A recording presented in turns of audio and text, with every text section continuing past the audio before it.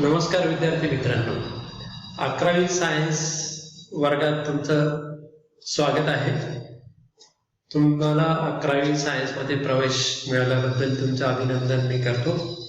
आणि 10वी नंतर 11वीला प्रवेश घेतल्यानंतर तुम्ही विशिष्ट विचार करूनच 11वी सायन्सला प्रवेश हा घेतलेला आहे.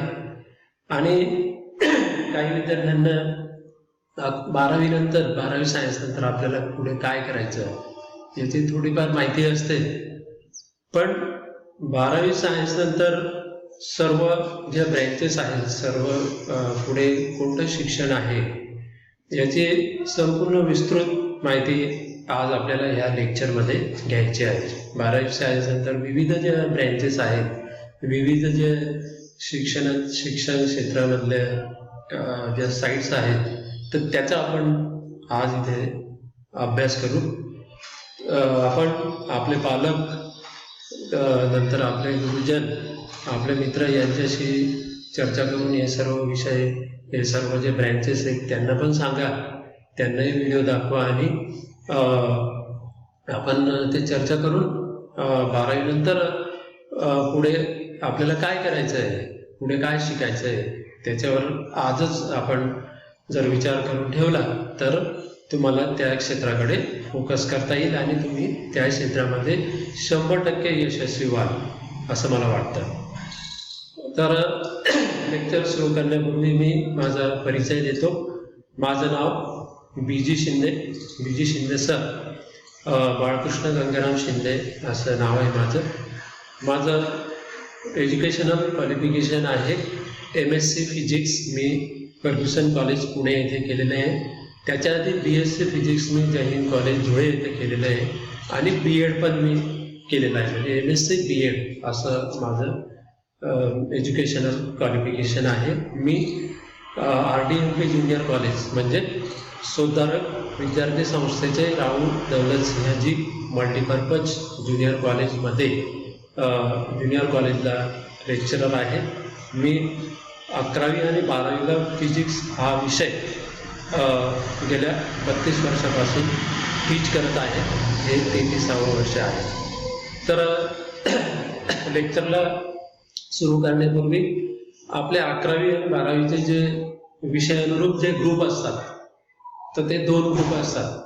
एक म्हणजे PCM आणि दुसरा म्हणजे PCB.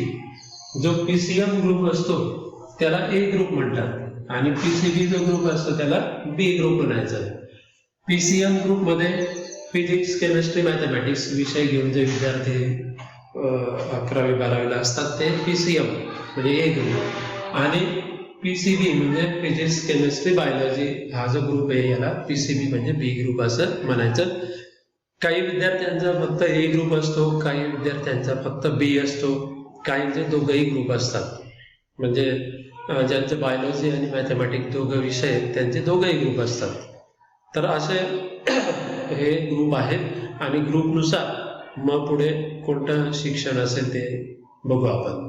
तर पहिलं जे एज्युकेशन आहे, पहिली जी ब्रँच आहे ती म्हणजे इंजिनिअरिंग. म्हणजे BE डिग्री असते त्याची.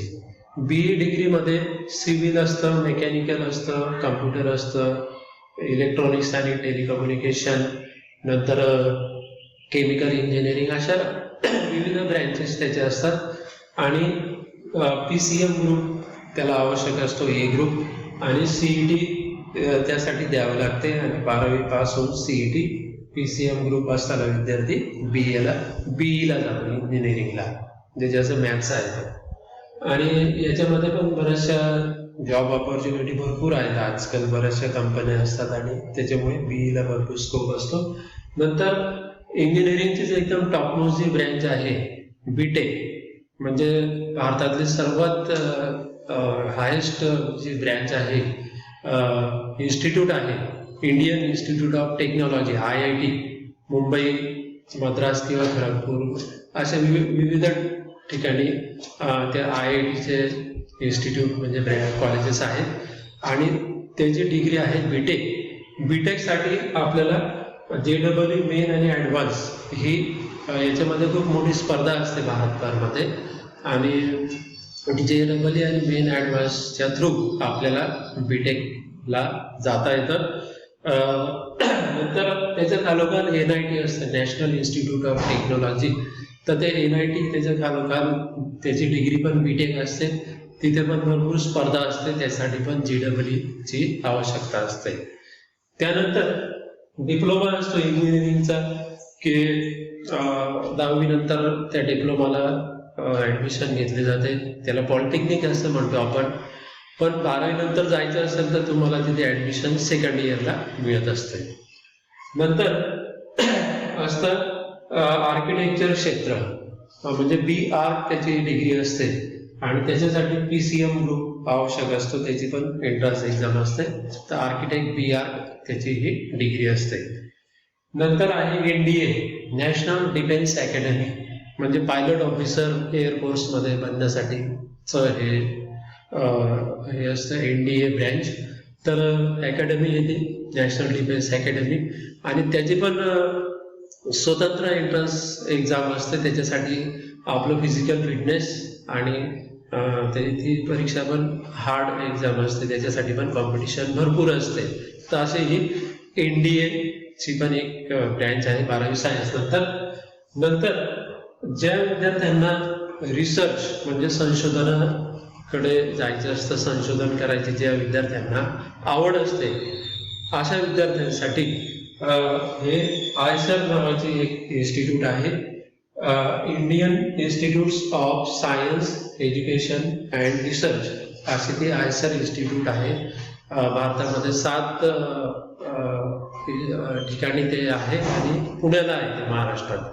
तर असे हे ISER इन्स्टिट्यूटला ज्याला सायंटिस्ट बनायचे असेल अशा विद्यार्थ्यांसाठी आपल्या 12वीच्या बेसवर ही परीक्षा देऊन आपण तशा इन्स्टिट्यूटमध्ये जाऊन आपण BSMS, म्हणजे ही इंटिग्रेटेड डिग्री आहे BSMS.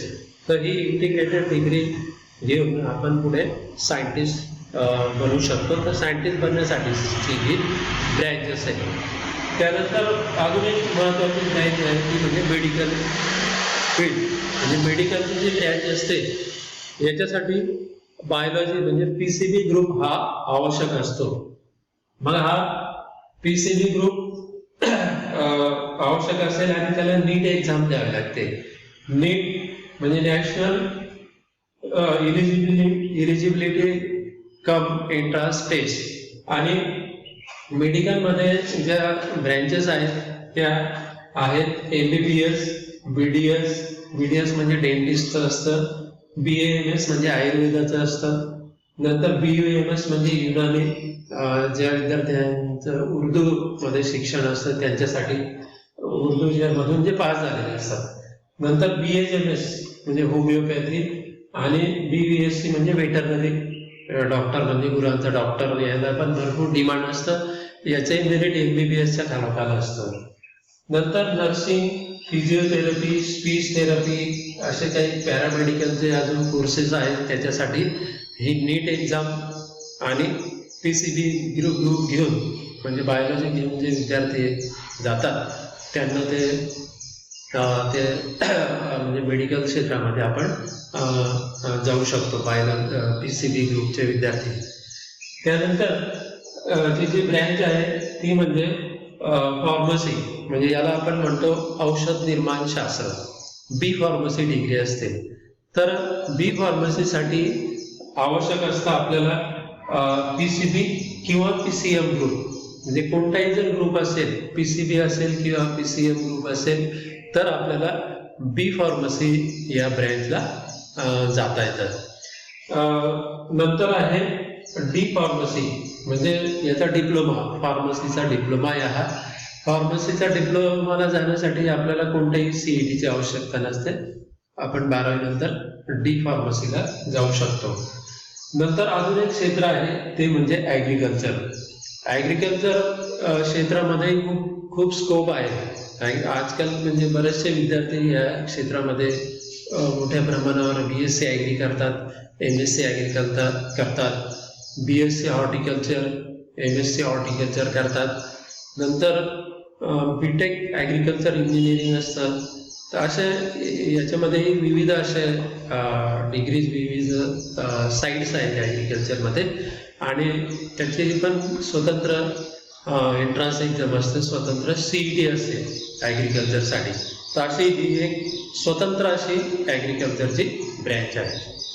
नंतर फॉरेन्सिक सायन्सेस म्हणजे जे CID डिपार्टमेंट किंवा इन्व्हेस्टिगेशनचे जे डिपार्टमेंट असतात त्याच्यामध्ये या लोकांची गरज असते.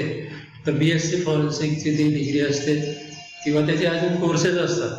तर त्याच्यासाठी पण 12वी सायन्स नंतर आपण त्या साईडला पण जाऊ शकतो.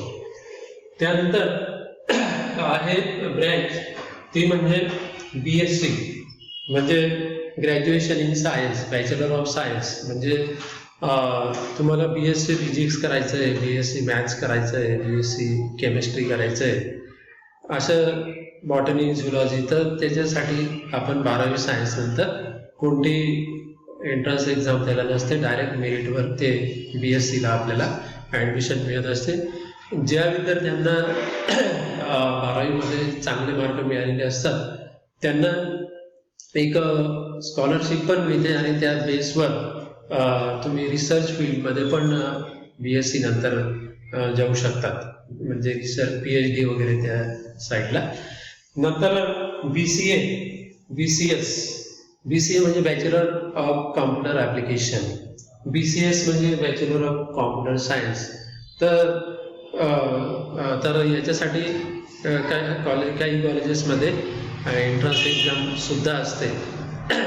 तर हे BCA आणि BCS ही कॉम्प्युटरची ब्रँच आहे. नंतर BSc कॉम्प्युटर आहे. तर असं हे सायन्सच्या ग्रॅज्युएशनच्या या ब्रँचेस आहेत. तर हे झालं BSc, BCA, BSc computer.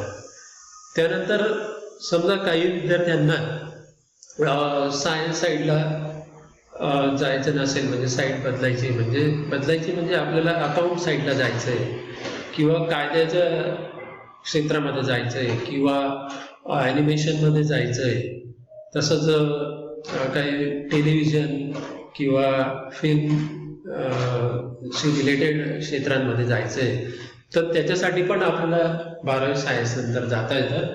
CA chartered अकाउंटंटची आहे टॉपमोस्ट अशी डिग्री आहे.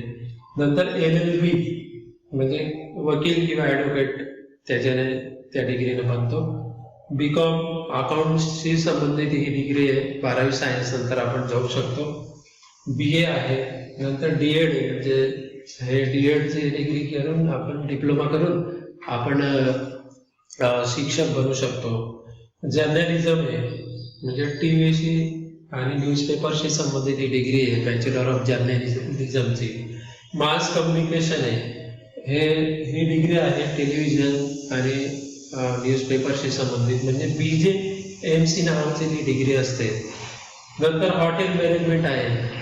हॉटेल मॅनेजमेंटलाही आजकाल फार स्कोप आहे आणि हॉटेल मॅनेजमेंटची पण डिग्री त्यालाही फार म्हणजे महत्त्व निर्माण झालेलं आहे. तर 12वी सायन्स नंतर आपण जाऊ शकतो. फॅशन डिझायनर आहे, ॲनिमेशन आहे आणि फाईन आर्ट आहे. म्हणजे फाईन आर्ट म्हणजे एखाद्याचं ड्रॉइंग किंवा एखाद्याचं मध्ये स्किल जर असेल ड्रॉइंगचं, त्याच्यासाठी फाईन आर्टचे पण कॉलेजेस आहेत. 12वी सायन्स नंतर तुम्ही तिथेही जाऊ शकतात. तर असे विविध क्षेत्रांवर आपण आज चर्चा केली. 12वी सायन्स नंतर पुढे कोणतं शिक्षण घ्यायला पाहिजे, वेगवेगळ्या ब्रँचेसचा आपण डिटेल अभ्यास केला.